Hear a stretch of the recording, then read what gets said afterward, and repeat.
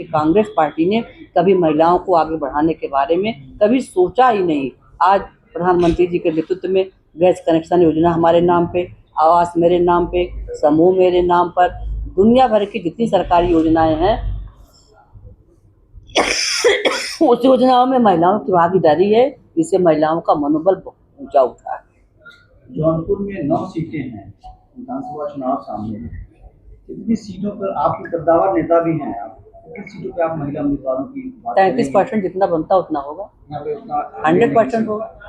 33% जितना होता उतना होगा, इसमें कोई संदेह नहीं है।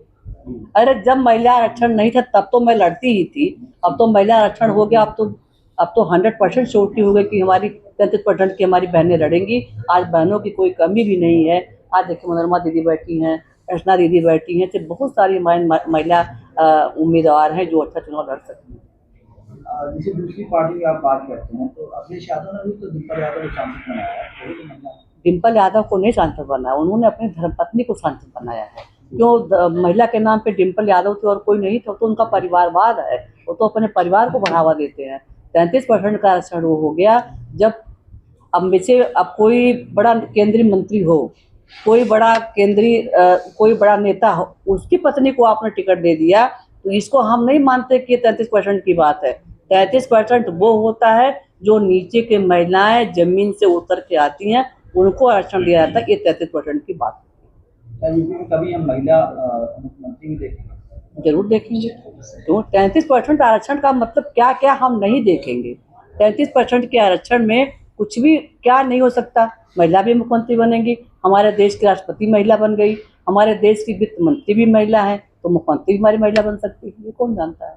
अक्सर देखा गया है कि पूंजीपतियों की जो महिलाएं रखी होती है या राजनीतिक परिवार से ताल्लुक रखती है, उन्हीं को ही मौका राजनीति में दिया जा रहा है।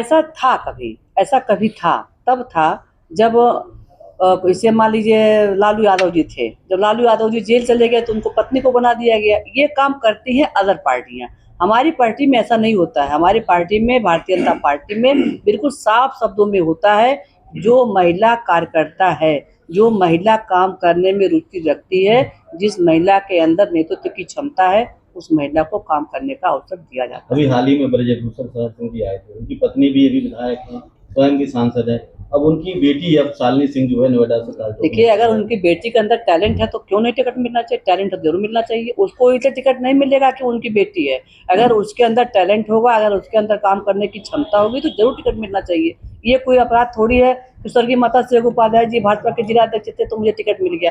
अरे मुझे टिकट मिला तो टिकट मिलने तक तो स्वर्गीय माता शेखर उपाध्याय जी की मैं बेटी थी, लेकिन टिकट बनने के बाद तो कहीं से ये नहीं लगाना कि उनकी वजह से वो ही हमारा सब हस्तक्षेप करते हैं।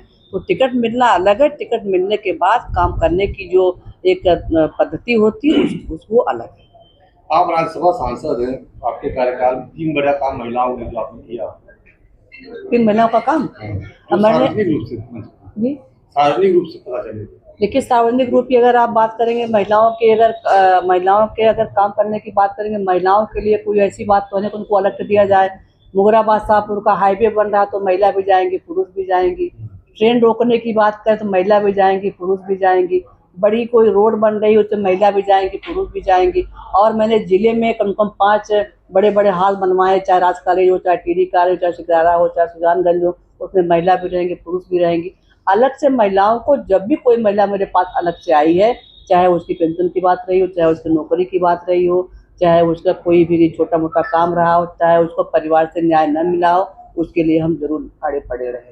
मुख्यमंत्री जी आए हुए थे, मुगराबाद साहपुर का जो फ्लाईओवर उसकी बात करें, सबसे बड़ी समस्या इलाहाबाद जाने जौनपुर के लोगों को वही है, उसको अभी तक पूरा कार्यकाल एक बीत के दूसरा नहीं। आप जाके देख आइए, वहाँ पर 35% काम हो गया है। काम बहुत तेजी के साथ चल, बहुत वितरण हो गया, मिट्टी पट गई, पूरा काम हो। आप जाकर के देखिए, वहाँ पर एकदम बिल्कुल गर्दा मचा हुआ काम इतना तेजी के साथ बंधा। मेरी सबसे बड़ी उपलब्धि यही है कि जब मैं राज्यसभा मेंबर बन के आए तो मेरे सामने यही चुनौती थी कि मुझे चाहे जैसे करके मुगराबाद शाहपुर का फ्लाईओवर बनवाना चाहिए। और लगातार हम 3-4 साल से लगातार परिश्रम करते रहे, सफलता मिली और 35% वहाँ पर काम भी पूरा हो गया। क्या आप भी अगले विधानसभा चुनाव में उम्मीदवार रहेंगे? पार्टी तय करेगी, पार्टी कहेगी जरूर लड़ूंगी, लेकिन पार्टी तय करेगी। हाँ? क्षेत्र कौन सा चुनेंगे? जो पार्टी कह देगी, मुझे पार्टी जहाँ भेज देगी मैं वहाँ चली जाऊंगी। कहेगी तो लड़ूंगी, नहीं कहेगी तो नहीं लड़ूंगी। राजसभा तो मैं मांगने गई नहीं थी, पार्टी ने हमको राजसभा में भेज दिया। वैसे मैं तो पार्टी की एकदम पक्की सिपाही हूँ। जब भारतीय जनता पार्टी का इतना व्यापक जनाधार नहीं था तब भी मैं पार्टी के नेतृत्व पर लड़ती थी। आज भी पार्टी जो कहेगी मैं बिल्कुल तैयार हूँ करने को।